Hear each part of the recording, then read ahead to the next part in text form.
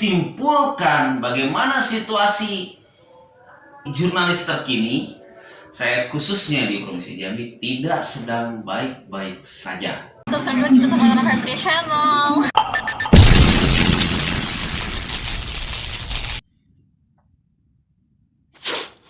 Assalamualaikum warahmatullahi wabarakatuh. Berjumpa lagi di channel Henry Nusa. Channel akan membahas putaran wartawan, media, berita, hiburan, dan seni. Jangan lupa di like, share, komen, and subscribe. Ketuk tanda loncengnya. Baiklah. Nah, semoga rekan-rekan di luar sana dalam keadaan sehat dan tanpa kekurangan suatu apapun ya. Intinya semoga semua dalam keadaan sehat saja, baik-baik saja, murah rezeki, dan bagi Anda yang belum punya pasangan, semoga enteng jodoh ya. Baiklah, kali ini kita berbicara tentang seperti judul yang saya sebutkan, judul besarnya yaitu peran jurnalis perdamaian di masa pandemi. Ini ada beberapa bagian yang tentunya harus kita bagi ya. Seperti apa sih peran jurnalis di masa pandemi itu? Nah, kita bagi dulu ya. Yang pertama adalah yang kita pahami dulu, jurnalis perdamaian. Apa itu jurnalis perdamaian? Saya yakin banyak rekan-rekan yang tidak memahami apa itu jurnalis perdamaian ya. Seperti apa sebenarnya jurnalis atau wartawan perdamaian itu seperti apa? Jadi begini ya. Ada suatu komunitas internasional yang bermarkas di Korea Selatan. Nah, dipimpin oleh Mr. Man Hee. Wah, dari nama jelas ya. Ini adalah pria dari Korea Selatan. Nah, dia punya cita-cita dan punya keinginan, punya impian. Saya yakin itu sudah menjadi impian dan cita-cita kita semua yang ada di bumi ini, sebagai makhluk bumi ini.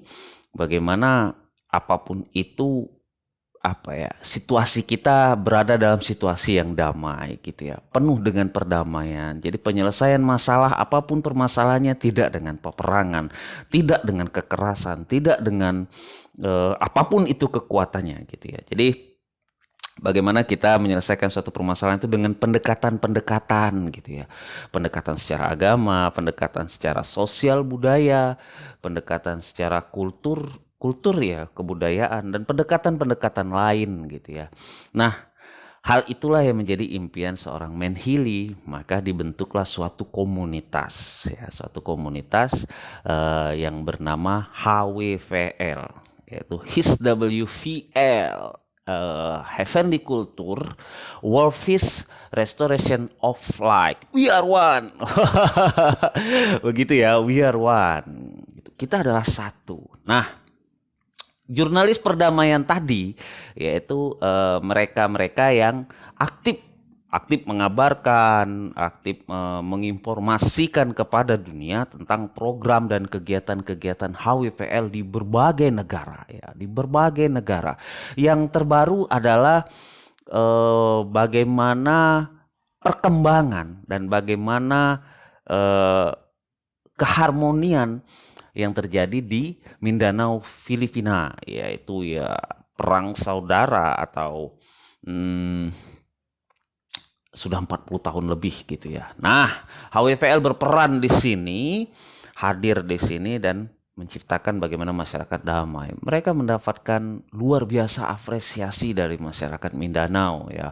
Tepuk tangan dan aplaus yang luar biasa untuk HWVL ya. Luar biasa sekali. Nah, jadi jurnalis perdamaian itu dia mengabarkan banyak hal atau selalu menginformasikan kepada siapapun di luar sana terkait HWVL. Dan tujuan utamanya adalah berbicara tentang perdamaian. Nah, itulah jurnalis perdamaian. Nah, lantas bagaimana perannya jurnalis tersebut di masa pandemi? Bagaimana perannya? Apa yang dilakukan oleh jurnalis-jurnalis ini? Jurnalis yang tergabung di dalam HWVL, jurnalis yang selalu aktif memberitakan perdamaian, menyuarakan perdamaian kemana saja, kepada siapa saja di seluruh dunia. Lantas di masa pandemi saat ini gitu ya. Sebelum sampai ke sana, jangan lupa di like, share, komen, subscribe ya. Ketuk tanda loncengnya. Nah, di sini juga Itu saya ingin menyapa para senior, ya mohon izin para senior, salam hormat dari saya junior dan pemula ini, dan mohon maaf juga untuk saudara-saudara saya mungkin yang belum memahami atau belum mengerti, tidak mengerti bahasa Indonesia yang di luar dari Indonesia ya. I'm sorry, I'm sorry. I'm sorry. Apakah sudah tepat pengucapan saya? Baik. Lantas seperti apa perannya gitu ya? Seperti apa perannya? Nah, sebelum saya menyampaikan peran jurnalis perdamaian itu di dalam masa pandemi ya, di masa pandemi.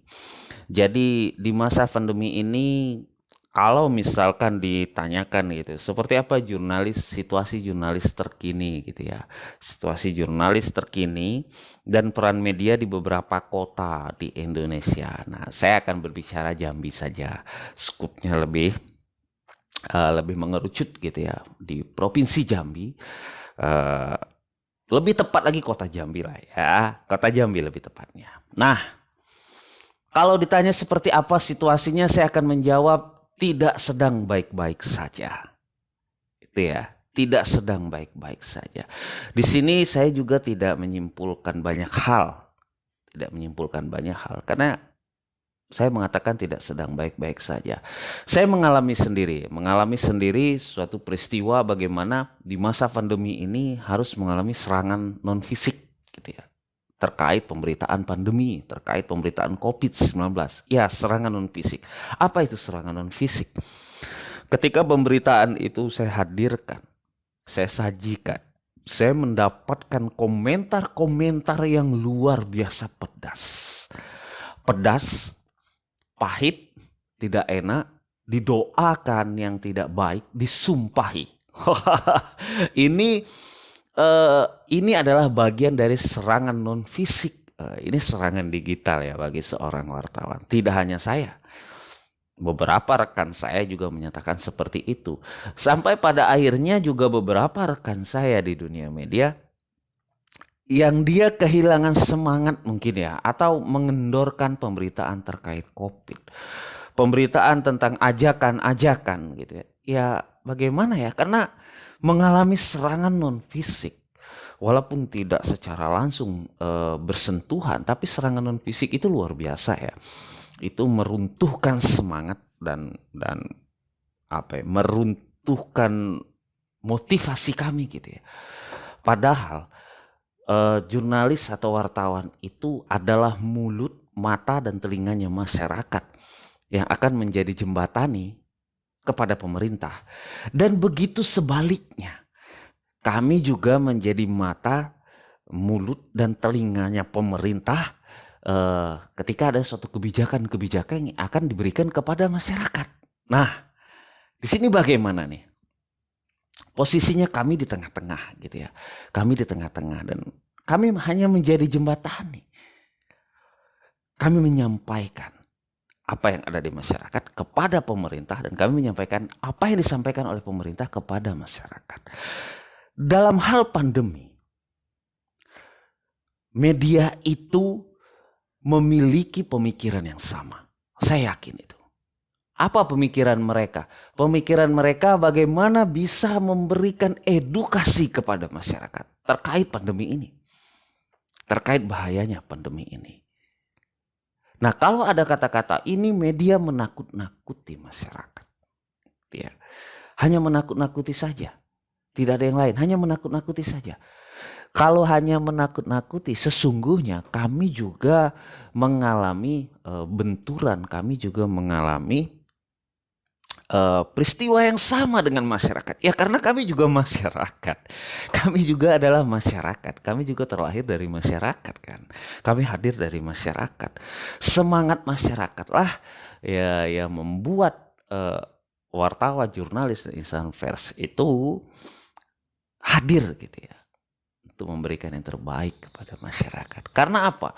Karena Bill Kovacs dan Tom Rosenstiel,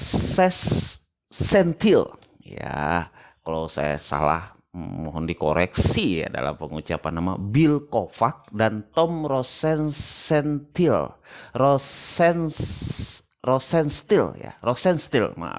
Tom Rosenstiel, Bill Kovacs dan Tom Rosenstiel. Yaitu di dalam bukunya, saya lupa judulnya. Itu diterbitkan pada tahun 2001. Ya kan? Di sana ada 9 elemen jurnalis. Dalam perkembangannya ada 10 saat ini. Nah, beberapa elemen itu yang pertama adalah kebenaran. Kebenaran, bicara data dan fakta. Kemudian ada loyalitas. Loyalitasnya kepada siapa? Kepada masyarakat. Nah, itu elemen jurnalis. Jadi loyalitas kepada masyarakat. Yang ketiga verifikasi. Nah, 3 ini saja dulu.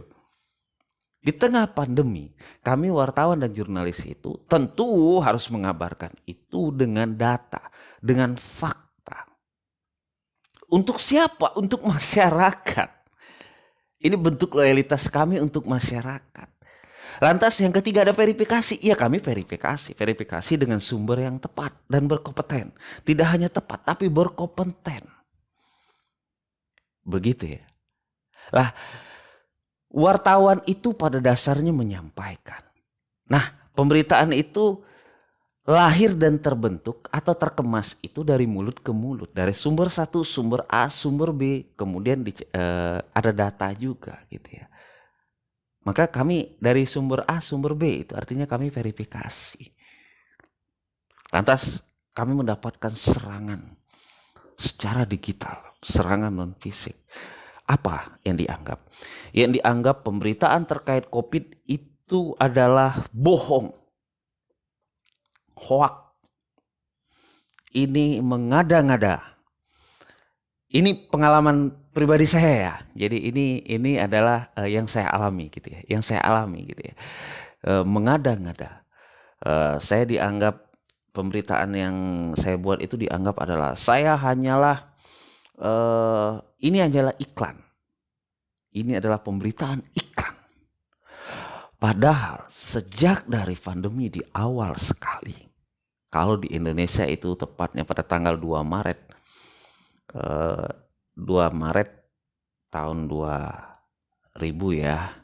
Dan di Provinsi Jambi terdeteksi kasus pertama itu tepatnya dari Kabupaten Tebo. Itu pada tanggal 23 Maret tahun 2000. Koreksi saya kalau ketika saya salah ya. Tahun 2020 gitu ya, 23 Maret. Nah, sejak itu media di Provinsi Jambi, di Kota Jambi, di Provinsi Jambi ini memberitakan, menginformasikan kepada masyarakat. Mungkin bahasa awamnya adalah halo masyarakat gitu ya. Ini pandemi telah terdeteksi ada di Provinsi Jambi. Nah, apakah itu iklan? Tidak. Tapi itu adalah bentuk loyalitas kami kepada masyarakat. Kami verifikasi. Begitu ya, kami verifikasi. Nah, kita kerucutkan lagi. Gitu ya. Kita kerucutkan lagi. Di dalam elemen itu juga, di 9 elemen itu juga, selain tadi bicara kebenaran, loyalitas pada masyarakat, ada verifikasi. Ada juga yang namanya komprehensif dan proporsional. Itu disajikan secara komprehensif dan proporsional.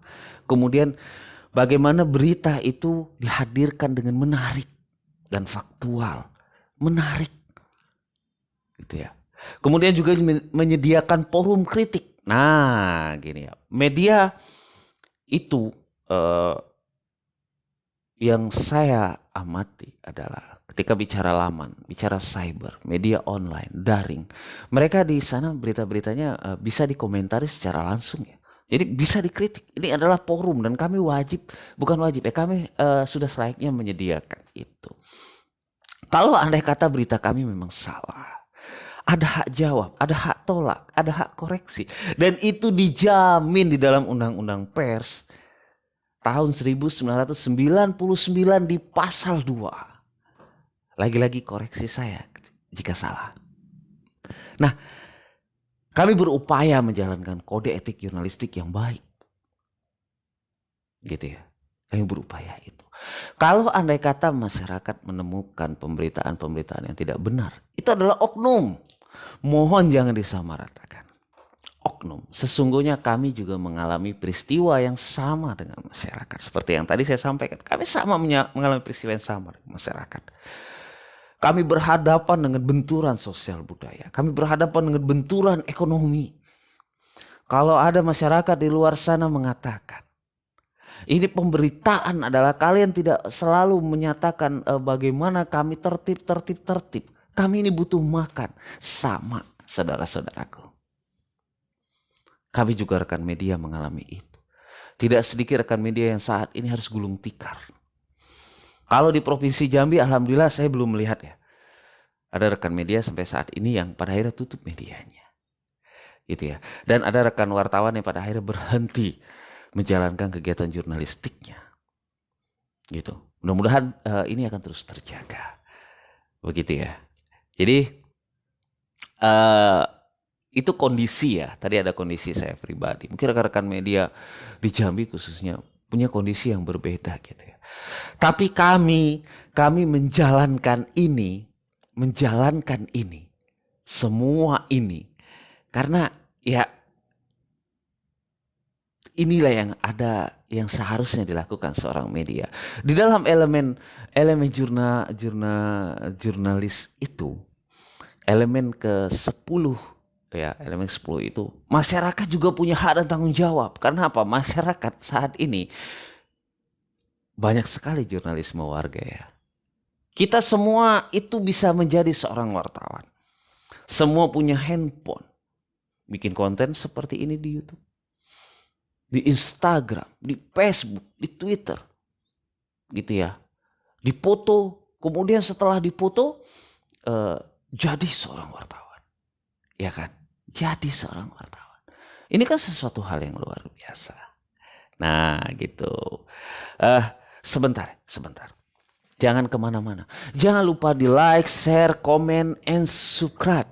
Ya, subscribe dong. Ketuk tanda loncengnya. Oke, sebentar. Oke. Baik. Nah, kita kembali lagi. Diketuk tanda loncengnya ya. Nah, tadi sampai di mana? Tadi sampai adalah kami untuk masyarakat. Kita kembali ke judul besar. Lantas apa perannya? Peran jurnalis warga ya. Kalau tadi saya sudah jelaskan situasi jurnalis terkini tidak sedang baik-baik saja ya. Jadi peran media di beberapa kota saya khususkan di Jambi seperti tadi yang saya sampaikan. Jadi tidak sedang baik-baik saja. Karena kami harus juga berhadapan dengan persoalan ekonomi ya. Karena ya saya belum mendengar hingga saat ini atau mungkin saya belum mengetahui bahwasanya ada yang pada akhirnya tidak lagi melakukan kegiatan jurnalistik karena bicara ekonomi atau perusahaannya gulung tikar atau media yang dia miliki tidak lagi berjalan gitu. Tapi kalau bicara rekan jurnalis di Jambi pada akhirnya harus terpapar COVID-19 itu banyak ya. Itu banyak sekali. Ini resiko yang dihadapi kami untuk di Jambi. Kami harus bertarung bicara ekonomi tadi, tapi kami juga harus siap untuk terpapar. Dan pada akhirnya terpapar. Tidak sedikit rekan wartawan di Jambi itu terpapar oleh COVID-19. Bedanya kami berusaha dan berjuang. Itu ya. Nah, apa peran jurnalis perdamaian? Peran jurnalis perdamaian itu sama sebenarnya dengan peran jurnalis yang lain atau fungsinya media, yaitu juga. Di dalam Undang-Undang Pers nomor 40 tahun 1999 di pasal 3 menyebutkan, koreksi juga saya ketika salah. Fungsi media itu adalah sebagai fungsi informasi, sebagai fungsi edukatif, sebagai fungsi hiburan, sebagai sarana ekonomi dan kontrol sosial. Sesuatu yang saya jelaskan tadi di depan dari awal hingga akhir tadi jika didengarkan. Kami sedang menjalankan fungsi kontrol sosial. Kami sedang mengontrol sosial. Peristiwa pandemi, kami kontrol sosial. Kami memberitakan itu karena fungsi kami adalah selaku kontrol sosial. Kami menyampaikan kepada masyarakat untuk tertib protokol kesehatan. Mari kita bersama-sama menghadapi wabah ini. Mari kita bergotong royong. Itu adalah fungsi edukatif yang kami jalankan. Nah, ada fungsi informasi, jelas kami memberikan informasi. Sarana ekonomi, apa yang sedang kita hadapi sekarang? Apa kebijakan-kebijakan pemerintah yang terkaitan ekonomi? Seperti apa kita harus membangkitkannya? Itu fungsi yang sedang kami jalankan. Hiburan. Kami berusaha menyajikan suatu pemberitaan itu tidak dengan menakut-nakuti. Tidak membuat menjadi horor dan mencekam. Padahal pemberitaan yang kami hadirkan walaupun itu adalah data, tapi itu sebenarnya tidak bertujuan untuk menciptakan rasa mencekam dan horor, tapi memberikan informasi untuk mengingatkan pada masyarakat. Jadi itu, dan itulah peran jurnalis perdamaian. Hanya saja jurnalis perdamaian itu memiliki peran kunci lainnya, yaitu we are one. Kita adalah satu. Itu peran jurnalis perdamaian. Tidak bisa ditawar. Fungsi media tadi yang saya sebutkan. 9 elemen jurnalis, walaupun nanti silakan dicari ya rekan-rekan ya referensinya. Ada kebenaran, loyalitas, forum ya, ada forum untuk pembaca, ada forum di situ. Kemudian verifikasi, ada komprehensif, profesional, hal pemberitaan itu disajikan dengan menarik ya, dengan menarik. Ada 2, ada 9, kemudian masyarakat juga menjadi apa ya, lengkap ya, saya tidak hafal, mohon maaf, silahkan dicari referensinya. Itu apa ya, hal yang disampaikan oleh Bill Kovacs dan Tom Rosenstiel, iya gitu ya.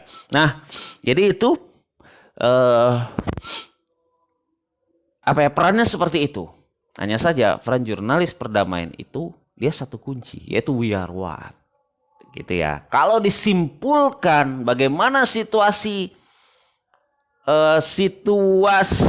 jurnalis terkini, saya khususnya di Provinsi Jambi tidak sedang baik-baik saja. Kami punya benturan sosial saat ini, dan kalau saya pribadi bahkan untuk pemberitaan COVID kami mendapatkan serangan secara non fisik, serangan digital. Walaupun kami dijamin Undang-Undang Pers nomor 40 1999, begitu ya. Jadi solusinya bagaimana? Solusinya kami rekan-rekan media, kami akan terus melakukan fungsi itu, 5 fungsi tadi yang saya sebutkan. Karena itulah peran jurnalis, bagaimanapun hadapannya.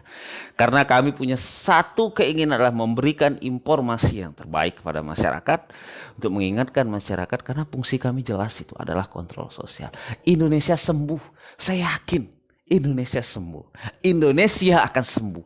Indonesia pasti sembuh. Semangat gotong royong Indonesia itu telah diwariskan dari leluhur yang lalu. Hingga saat ini budaya itu terus ada untuk gotong royong. Gotong royong itu adalah we are one. Kita adalah satu. Itu gotong royong. Sesungguhnya negara ini telah memiliki we are one. Itu gotong royong. Bukankah begitu? Jadi itu rekan-rekan, terima kasih. Mohon maaf, semoga bermanfaat. Dan mohon maaf ya, mohon maaf jika ada salah dalam penyampaian saya. Ini adalah opini saya. Ini adalah pandangan saya selaku seorang wartawan atau selaku jurnalis di Provinsi Jambi. Dan ayo Indonesia sembuh, ayo Indonesia sembuh. Ayo Indonesia sembuh dari pandemi. Indonesia akan terbebas dari COVID-19. Ya, Indonesia akan terbebas dari COVID-19. Dan untuk rekan-rekan jurnalis perdamaian, apa perannya? Perannya adalah we are one. Kita adalah satu. Jika tertanam kata-kata we are one, maka kita akan melakukan pemberitaan-pemberitaan dan menghadirkan karya-karya jurnalistik yang lebih komprehensif dan proporsional. Menghadirkan karya-karya jurnalistik yang menyejukkan. Menghadirkan karya-karya jurnalistik yang benar dan loyal untuk masyarakat. Menghadirkan karya-karya jurnalistik supaya masyarakat mendapatkan informasi yang benar dan edukatif. Baik, itu saja. Mohon maaf jika ada salah-salah kata. Saya manusia biasa tentunya, dan selalu tangguh untuk HWVL, dan terus maju HWVL, terus berkembang.